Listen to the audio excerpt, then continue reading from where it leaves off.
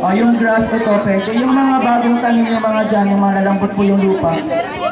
Oh, dito po, pwede pa po kayong pumunta dito. Dali na, dito. Hurry up. Huwag lang hapakan ko, ha? Ay, pan! Luis! Pumayat ka na!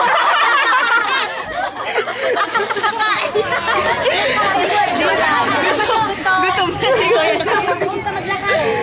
Teams. Anyway, so we will be staying here for 2 days, 1 night and 2 days. So this morning, you are going to put up your tents. Asan ba si Sir Limuel? Sir Limuel? Halika dito, sir. Ikaw na dito kasi nagluluto ako. Good morning, everybody! Good morning, Madam More. Ako, nakakalungkot naman. Ano ba yung tawag nyo? Ang hinahina. Alam mo, dapat bigyan natin ng si Sir Jeff. Mag-penalty. Alam nyo kung bakit? Tawag kayong t-shirt. Hey! Jalas for tomorrow, not today. Nagpapalusot. Eh, bukas naka-blue siya. Kaya naka-red, ano? Nakita ko kanina. Okay. Buti nga nagpalit ako no. Bida na naman. Okay, Sir Limuel, halika dito. Okay. Okay, Cowboy 7!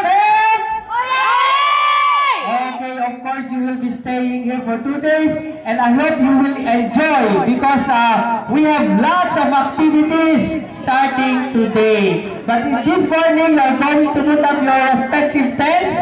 Tandaan ninyo, meron tayong pa-contest sa pinakamaayos, pinakamalinis, at pinakamagandang tent. Okay? So, tandaan ninyo yan.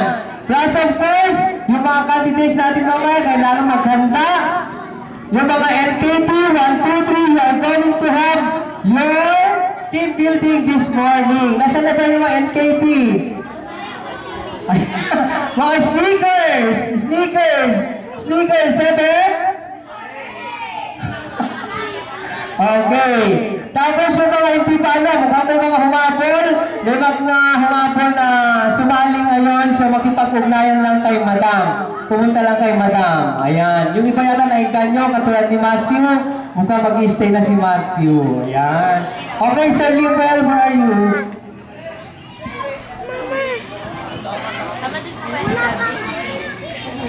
Gutom nga ako.